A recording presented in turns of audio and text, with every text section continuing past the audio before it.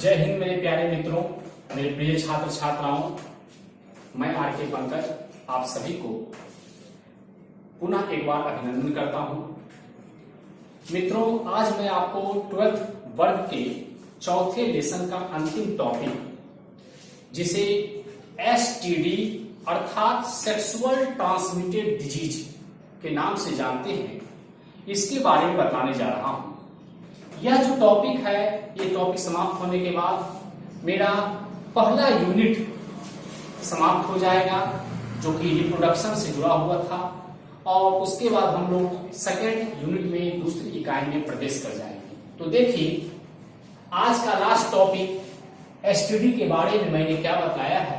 मैंने परिचय में लिखा है कि एसटीडी को सेक्सुअली ट्रांसमिटेड डिजीज अर्थात लैंगिक संसर्ग रोग या यौन संचालित रोग भी कहते हैं। इसे VD अर्थात वेरेनियल डिजीज रजित रोग या RTI अर्थात रिप्रोडक्टिव ट्रैक्ट इन्फेक्शन जनन मार्ग संक्रमण भी कहते हैं। यह वैसा रोग है जो संक्रमित व्यक्ति से स्वस्थ व्यक्ति में वेजाइनल सेक्स यानी वेजाइना एक कॉमन रूट होता है, कॉमन पार्ट होता है, वेजाइना के साथ पेनिस का कांटेक्ट होता है। ये नेचुरल मेथड है सेक्स करने का। वेजाइनल सेक्स, एनल सेक्स आप लोग समझ रहे हैं, जो मल द्वार का रास्ता होता है वहां से सेक्स करने पर, या oral genital contact. Oral genital का मतलब क्या, मुख और जेनाइटल मतलब जो पेनिस होता है उसके बीच में कांटेक्ट करने से यह रोग फैलने का डर रहता है, फैलने का खतरा रहता है। लेकिन जब संक्रमित एक व्यक्ति हो और एक व्यक्ति स्वस्थ हो, और वैसे कंडीशन में अगर ये सारे कांटेक्ट हम लोग कर रहे हैं तो ये बीमारी फैलती है। लेकिन इसका मतलब ये नहीं है कि अगर कोई दो व्यक्ति स्वस्थ है तो स्वस्थ रहने के बाद वह एनाल सेक्स या ओरल जेनाइटल सेक्स करे, ऐसा नहीं होना चाहिए, क्योंकि यह एक आपका नेचुरल मेथड नहीं है और इसको करने से कई सारे स्वास्थ्य संबंधी रोग होने का डर बना रहता है। तो जो नेचुरल विधि है, जो हम लोग सेक्स इसलिए करते हैं ताकि बच्चे की उत्पत्ति हो सके, एक नए संतान का, एक नए जनरेशन की उत्पत्ति करने के लिए सेक्स किया जाता है। और उस सेक्स का एक जो रूट है वह रूट है वेजाइनल सेक्स अर्थात वेजाइना के साथ, योनि के साथ जब पेनिस का संबंध बनता है तब जाकर वह संबंध से निषेचन का कार्य होता है और एक नए बच्चे की उत्पत्ति होती है। देखिए, इसके बाद मैंने दिखाया कि कुछ ऐसे भी एसटीडी हैं जो संक्रमित सुई, ब्लड के प्रयोग अथवा रक्त आधान अर्थात ब्लड को ट्रांसफ्यूजन करने से, ब्लड को डोनेट करने से, स्तनपान करवाने से, या सर्जरी के औजार द्वारा, जैसे दांत में हमारा दांत उखड़वाना है तो हम किसी डेंटिस्ट के पास गए तो वहां जो सर्जरी का इस्तेमाल किया जाता है औजार का, या फिर कहीं ऑपरेशन करवाना है तो सिजेरियन ऑपरेशन के दौरान भी हम लोग बहुत सारे जो हैं क्या कहते हैं इंस्ट्रूमेंट का इस्तेमाल करते हैं, औजार का इस्तेमाल करते हैं। तो वो सारे औजार अगर संक्रमित हैं तो उसकी वजह से भी जो है बीमारी स्वस्थ व्यक्ति में होने का डर बना रहता है। ऐसे 20 एसटीडी का पता चला है जो साइलेंट इन्फेक्शन के तहत बहुत धीमा धीमा संक्रमित करते हैं एवं अपना लक्षण प्रकट करते हैं, जो काफी खतरनाक है, क्योंकि ये बहुत धीमी गति से अपना प्रसार करते हैं और अपने असर को, अपने प्रभाव को दिखलाते हैं। और जब तक ये अपने लक्षण को दिखलाते हैं तब तक न जाने कितने लोग संक्रमित हो जाते हैं, और यह बीमारी जो शुरुआत में जिस व्यक्ति से शुरू हुई थी उस बीमारी का उस व्यक्ति में इतना ज्यादा प्रभाव आ जाता है कि अब उसको नियंत्रित कर पाना, उसको ट्रीटमेंट कर पाना उसका काफी मुश्किल हो जाता है।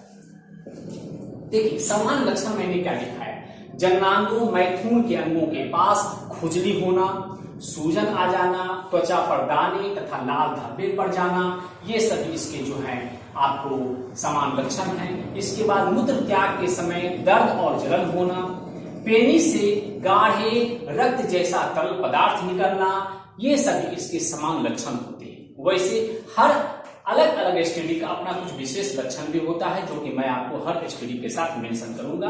नियंत्रण में देखिए, अनजान व्यक्ति से या कई लोगों के साथ यौन संबंध नहीं बनाएं। यौन संबंध के समय कॉन्डम का प्रयोग करें। एक ही इंजेक्शन ब्लेड का दोबारा प्रयोग नहीं करें। स्तनपान रक्त आधान के समय जांच कर लें, यानी किसी महिला को स्तनपान जो महिला करवाने जा रही है कहीं उसी एसटीडी बीमारी को नहीं है, या जो पुरुष या जो व्यक्ति जो है एक व्यक्ति दूसरे व्यक्ति को ब्लड जो दे रहा है तो देने वाले व्यक्ति को कहीं किसी प्रकार का एसटीडी रोग तो नहीं है। ये सारी चीजों को हमें देखना जरूरी हो जाता है, जांच करवाना जरूरी हो जाता है। सर्जिकल औजार को स्टेलाइज करके ही दोबारा प्रयोग करें, क्योंकि सर्जिकल औजार जो होते हैं, इंस्ट्रूमेंट जो होते हैं, डिवाइस जो होते हैं वो काफी महंगे होते हैं, इसलिए हर बार नए इंस्ट्रूमेंट को लाना पॉसिबल नहीं होता है, लेकिन उसे अगर हम स्टेलाइज कर ले तो वह जो है बिल्कुल सेफ हो जाता है और उसका हम दोबारा इस्तेमाल कर सकते हैं। साथ ही साथ इसमें एक बात और आप ध्यान रखिएगा कि इसमें एक चीज और मेंशन आप लोग कर लेंगे, यहां पर मैं लिख दे रहा हूं, जो यौन अंग हैं उनकी नियमित रूप से साफ सफाई रखनी चाहिए। यौन अंगों की, यौन या टांगों की नियमित सफाई रखनी चाहिए, नियमित सफाई रखनी चाहिए। इसका भी हमें ख्याल रखना पड़ता है, क्योंकि इसके वजह से ही बहुत सारे एसटीडी रोग होने के डर बने रहते हैं। तो ये सारे जो हैं आपको नियंत्रण के उपाय मैंने बता दिया। अब प्रमुख एसटीडी को हम लोग देखेंगे। प्रथम मैंने लिखा है सिफिलिस। सिफिलिस जिसको उपदंस कहते हैं, इसके होने का कारण कौन है? एक जीवाणु है जो सर्पिलाकार होता है और उस जीवाणु का नाम है ट्रेपेनीमा पैरिडम। यह स्त्री और पुरुष दोनों में होने वाला रोग है। लक्षण इसका क्या है? लिम्फ नोड, लसिका ग्रंथि में सूजन आ जाता है। जहां बीमारी गुप्त अंग जहां रहते हैं उस गुप्त अंग के पास में जो लसिका ग्रंथि होती है उसमें सूजन आ जाता है। त्वचा पर लाल दाने पड़ जाते हैं, चकत्ते पड़ जाते हैं, जीभ पर उजले धब्बे हो जाते हैं, सिर के बाल झड़ने लग जाते हैं, गिरने लग जाते हैं। यौन अंगों पर दर्द रहित नासूक, जिसको अल्सर कहते हैं, वो हो जाता है। ये इसके लक्षण हैं। ऐसे इस बीमारी का ज्यादा प्रभाव होने के बाद लकवा मारने का डर रहता है, मस्तिष्क पर इसका प्रभाव पड़ता है, हृदय पर भी इसका प्रभाव पड़ता है। ये सारे इसके क्रिटिकल स्टेज हैं। उपचार क्या है? पेनिसिलिन, टेट्रासाइक्लिन, अम्यूनोसिलिन, ये सारे प्रतिजैविक एंटीबायोटिक दवाओं का इस्तेमाल करना चाहिए। इस प्रकार से एसटीडी में हम उपदंस को हम नियंत्रित कर सकते हैं, या इसके बीमारी के बारे में हम लोग लक्षण को देखकर पता लगा सकते हैं।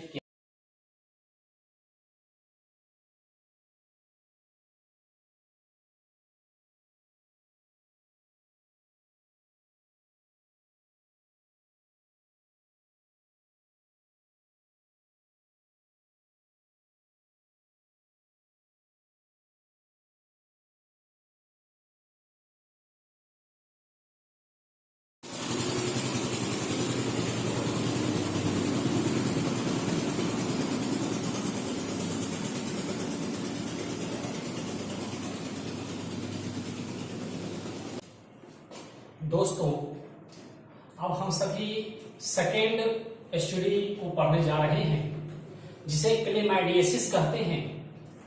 यह जो बीमारी है ये क्लेमाइडिया ट्रैकोमैटिस नामक जीवाणु से होता है, जिसके कारण पुरुष और स्त्री दोनों ही संक्रमित हो सकते हैं। इस बीमारी का लक्षण क्या है? मूत्र त्याग के समय दर्द होता है। सर्विक्स, यूटेरस, दोनों जो है यूटेरस का ही रूप है, यूटेरस का पार्ट को ही हम लोग सर्विक्स कहते हैं। सर्विक्स, यूटेरस, रेक्टम अर्थात मलाशय में दर्द होती है। पेनिस से मवाद निकलता है। इनफर्टिलिटी अर्थात बच्चे को उत्पन्न करने की क्षमता खो देने का संभावना रहता है। और एचआईवी अर्थात एड्स बीमारी होने की प्रबल संभावना हो जाती है इस बीमारी में। उपचार क्या है? टेट्रासाइक्लिन, एरिथ्रोमाइसिन, एजिथ्रोमाइसिन, डॉक्सिलिन दवा जो है इसमें काफी कारगर साबित होता है। तीसरा पॉइंट हम लोग देखेंगे सुजाक, जिसको गोनोरिया कहते हैं। इस बीमारी के कारण अर्थात परजीवी को हम लोग जानेंगे। यह बीमारी जो है नाइसेरिया गोनोरी नामक डिप्लोकोकस जीवाणु की वजह से होता है। स्त्री और पुरुष दोनों ही संक्रमित होते हैं। लक्षण क्या है? जननांगों में दर्द होना, मूत्र त्याग के समय जलन होना, अर्थराइटिस यानी जोड़ों में दर्द होना, नेत्र का संक्रमित हो जाना। उपचार क्या है? पेनिसिलिन, एम्पिसिलिन, सेप्सिक्सिन, टेट्रासाइक्लिन, ये सारी इसकी दवाएं होती हैं। चौथा आप लोग देखेंगे जननांगों पर मस्सा यानी जेनिटल वार्ड्स। जेनिटल वार्ड्स जो है ये बीमारी का कारक क्या है, परजीवी क्या है, रोगजनक कौन है, पैथोजन कौन है, तो एचपीवी है। एचपीवी जिसको हम लोग ह्यूमन पैपिलोमा वायरस कहते हैं। इस विषाणु के वजह से बीमारी होती है। स्त्री और पुरुष दोनों में यह रोग होता है। पेनिस अर्थात शिश्न, एनस यानी गुदा, यूटेरस अर्थात गर्भाशय, सर्विक्स यानी यूटेरस का ही भाग सर्विक्स होता है, उस पर मस्से पड़ जाते हैं। रोग बढ़ने पर ट्यूमर और कैंसर की संभावना रहती है। इसका उपचार सर्जरी द्वारा करना पड़ता है। जेनाइटल हर्पिस, इसका कारण टाइप 2 हर्पिस सिम्प्लेक्स वायरस नामक विषाणु है। लक्षण नर और मादा के मैथुन अंगों में दर्द होता है, उस पर छाले पड़ जाते हैं और लाल अल्सर हो जाता है। उपचार साइक्लोविर नामक दवा इसके लिए इस्तेमाल किए जाते हैं। एड्स और हेपेटाइटिस, इसको शॉर्ट में यहाँ आपको पढ़ा रहे हैं, बाद में जब हम लोग को ह्यूमन हेल्थ को पढ़ाने का रहेगा, ये एक अलग चैप्टर है, वहां पर मैं इसको विस्तार के साथ आपको बतलाऊंगा, इसके डायग्राम को इसका बतलाने का काम करूंगा। यहाँ शॉर्ट में आप लोग जानिए। एड्स, इसका पूरा नाम एक्वायर्ड इम्यूनोडेफिशिएंसी सिंड्रोम होता है, मैंने लिखा नहीं है। कारक कौन है, एचआईवी विषाणु। एचआईवी मतलब ह्यूमन इम्यूनोडेफिशिएंसी वायरस नामक यह विषाणु है। लक्षण क्या है, प्रतिरक्षा तंत्र कमजोर हो जाने से कई रोगों का एक साथ प्रकट होते हैं। सर्दी होता है, बुखार हो जाता है, वजन की कमी हो जाती है, शरीर में जो है आपको शरीर काले पड़ जाते हैं, ये सारे इसके लक्षण देखने को मिलते हैं। तेज पसीना चलता है। उपचार, समय पर पता चलने से रोग पर नियंत्रण किया जा सकता है। रोग को काबू कर सकते हैं, ना कि रोग को खत्म कर सकते हैं। काबू किया जा सकता है, रोग पर नियंत्रण किया जा सकता है, परंतु इसे ठीक नहीं किया जा सकता। सीरम हेपेटाइटिस, ये बीमारी जो है सीरम से होती है यानी ब्लड से जुड़ी हुई है। कारक ब्लड से भी होता है, पानी से भी होता है, आगे जाकर मैं आपको बताऊंगा। Hepatitis A, B, C, D, E, बहुत सारे हेपेटाइटिस के अलग अलग प्रकार होते हैं। कारक इसका क्या है, डबल स्टैंडर्ड यानी दो रज्जू वाला डीएनए जो हेपेटाइटिस विषाणु होता है उसी से बीमारी होती है। लक्षण क्या है, पीलिया जिसको जॉन्डिस कहते हैं। यकृत जो है वो क्षय यानी लीवर के जो लोब्यूल्स होते हैं उसकी संख्या घटने लग जाती है। पेट दर्द होता है, जोड़ों में दर्द यानी आर्थराइटिस का शिकायत हो जाता है। उपचार क्या है, लक्षण के अनुसार उपचार किया जाता है। इसके टीके भी बाजार में उपलब्ध हैं और अक्सर बच्चों को इसके टीके लगाए जाते हैं। और ये सारी चीजें जो है आपको हमारे स्टडी से संबंधित थी। आज का ये जो वीडियो है मेरा चौथा लेसन पर आधारित था, चौथा लेसन का था, और इसके बाद मेरा चौथा लेसन तथा प्रथम यूनिट पूर्ण रूप से समाप्त होता है। नेक्स्ट वीडियो को जो मैं लेकर के आऊंगा वो द्वितीय इकाई होगा, सेकेंड यूनिट होगा, जिसका नाम होगा जेनेटिक्स अर्थात आनुवांशिकी। इसके बारे में हम लोग नेक्स्ट वीडियो में जानने का काम करेंगे। तब तक के लिए मुझे इजाजत दीजिए। जय हिंद, जय भारत।